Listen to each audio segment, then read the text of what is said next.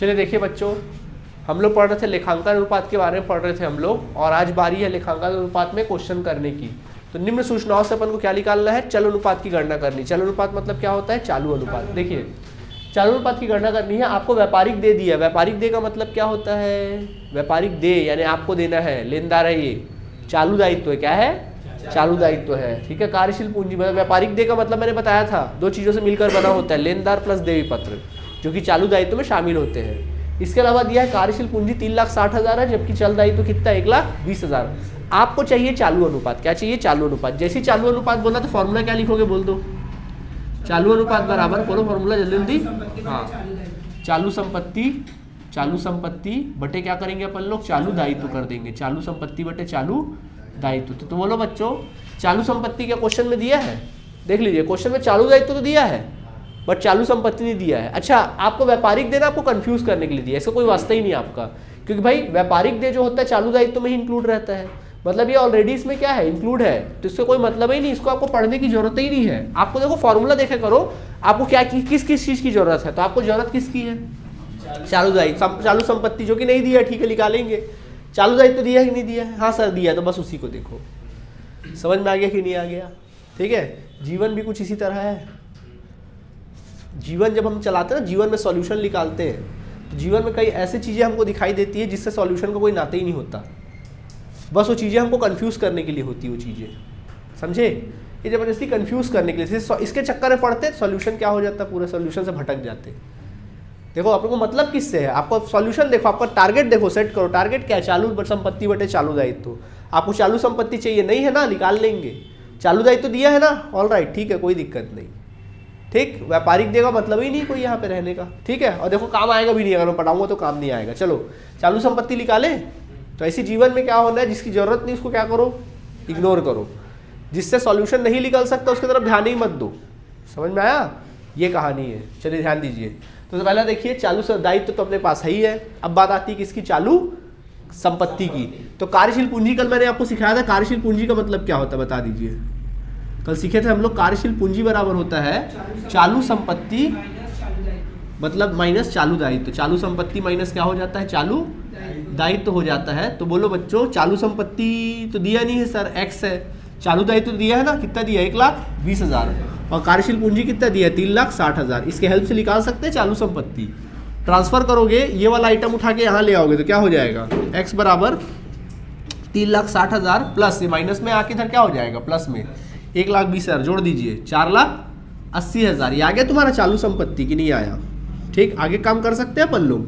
तो क्या हो जाएगा, चालू अनुपात बराबर, फॉर्मूला हो जाएगा चालू अनुपात बराबर चालू संपत्ति। बोलो कितना है, 4,80,000। और चालू दायित्व तो कितना है, 1,20,000। सॉल्व कर दे तो देखो क्या हो जाएगा, 12 चौक 48, 4 अनुपात कितना आ जाएगा, एक आंसर आएगा। समझ आया, इजी है कि नहीं है।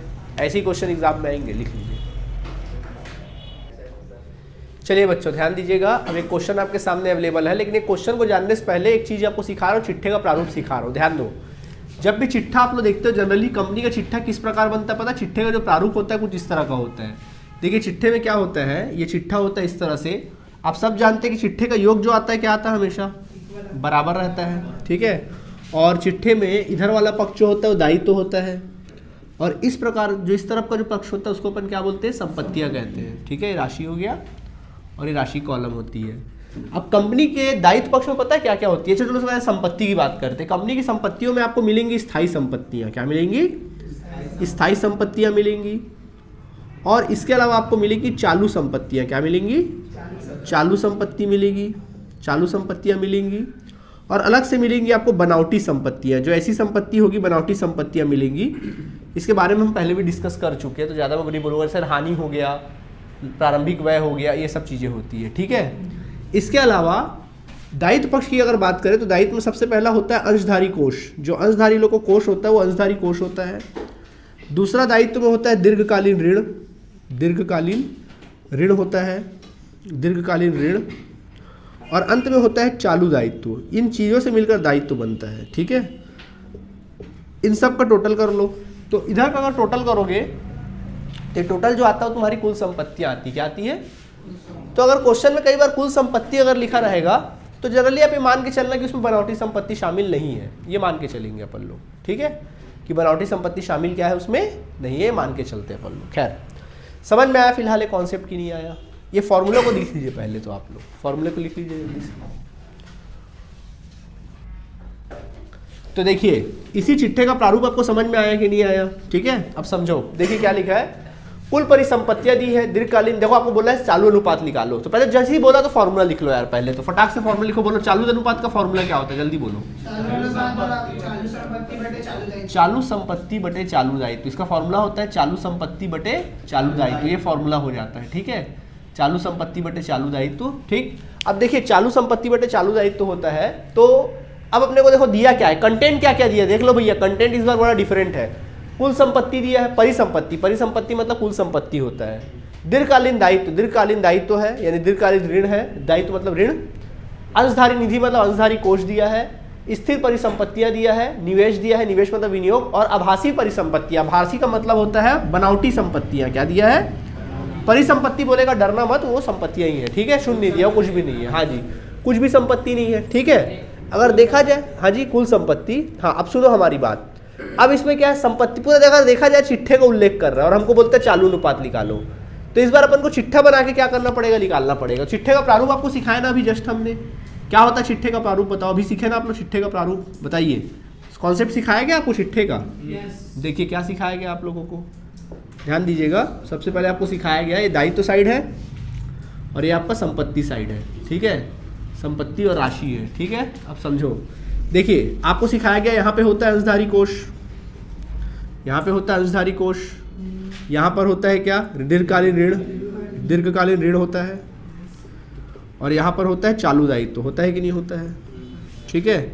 जबकि अगर मैं इधर की बात करूँ तो इधर पे होता है तुम्हारा क्या, स्थिर संपत्ति, स्थायी संपत्ति या स्थिर संपत्ति, और यहाँ पर आप लोगों का होता है चालू संपत्ति, और अंत में होता है क्या, बनावटी संपत्ति, ऐसे ही कुछ होता है, ठीक है। ये इस प्रकार से होता है। चलिए इसी की हेल्प से अपन काम कर लेंगे, सारा काम हो जाएगा। चिट्ठे का योग हमेशा क्या आता है, बराबर आता है। अब समझो इधर देखो, सबसे पहले बात करते हैं, कुल संपत्ति कितना दिया, 3 लाख। कुल संपत्ति मतलब चिट्ठे का योग दे दिया है, 3 लाख दे दिया है, और कितना दे दिया है, 3 लाख रुपए दे दिया है। मानते हो कि नहीं मानते हो, ठीक।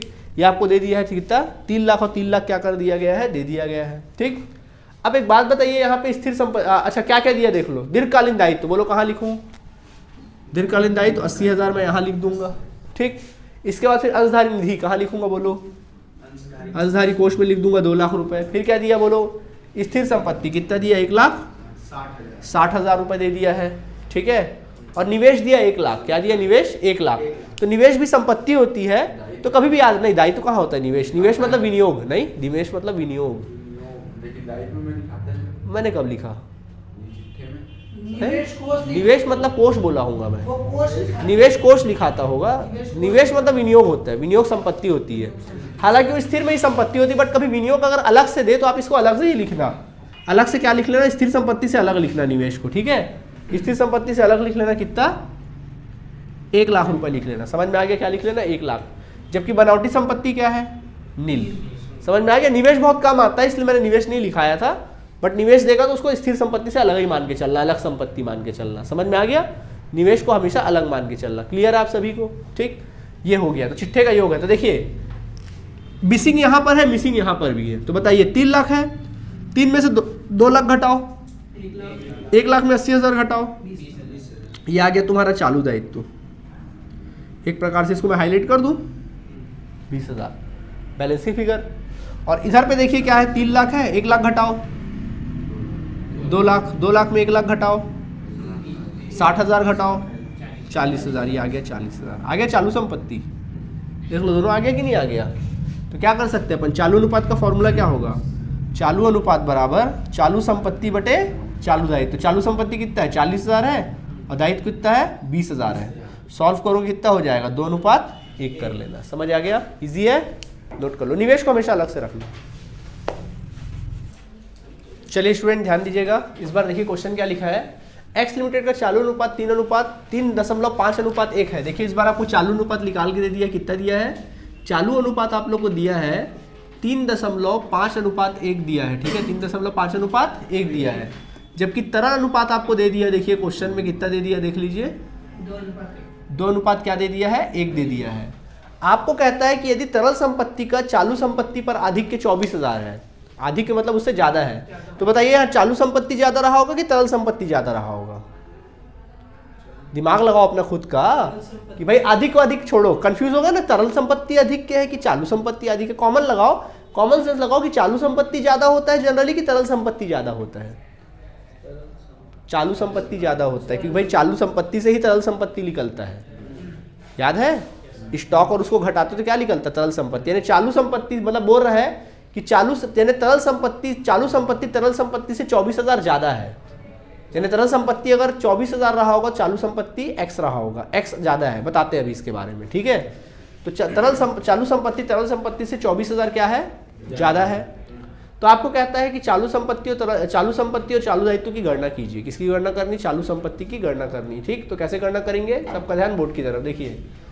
अगर गौर किया जाए तो आपको दिया क्या क्या देख लीजिए। अपने को बोल रहा है कि चालू, देखो तरल संपत्ति, चालू संपत्ति जो तरल संपत्ति से 24,000 ज्यादा है। यानी कि मान लीजिए, माना तरल संपत्ति बराबर x है। सपोज मान लीजिए तरल संपत्ति बराबर क्या है, x है। इसलिए तरल संपत्ति जो अगर x है, इसलिए चालू संपत्ति क्या रहा होगा, चालू संपत्ति जो है तरल संपत्ति से 24,000 ज्यादा है। अगर तरल संपत्ति x है तो चालू संपत्ति क्या रहा होगा, 24,000 आपका ज्यादा रहा होगा। यही तो कह रहा है अपन लोगों को, ठीक। अब सॉल्व करते हैं तो देखिए, तो यानी कि तरल संपत्ति अगर x है तो चालू संपत्ति 24,000 उससे क्या है, ज्यादा है। तो थोड़ा सा दिमाग लगाइए, चालू दायित्व का तो यहाँ आता पता नहीं है बॉस। तो देखिए एक तरीका है, अब कैसे सॉल्व किया जाए इसको। अच्छा, तो तरल संपत्ति जो है चालू संपत्ति से 24,000 क्या है, ज्यादा है, ओके। अच्छा देखिए, थोड़ा क्वेश्चन गलत छपा है। ये 24,000 जो अधिक के बोल रहा है ना, असल में अधिक के जो कारण है वो क्या है, स्टॉक है। क्वेश्चन में छपा नहीं है, वो स्टॉक है। असल में 24,000 क्या है, स्टॉक है, ठीक है। असल में 24,000 जो हो क्या है, स्टॉक है। अब समझो क्या लिखा है, देखो वो स्टॉक है। तो आप सब जानते हैं चालू संपत्ति, अब ये चालू देखिए, मान लीजिए तरल संपत्ति क्या है, x है, और चालू संपत्ति, चलो तरल संपत्ति और चालू संपत्ति आपको दिया हुआ है, ठीक है।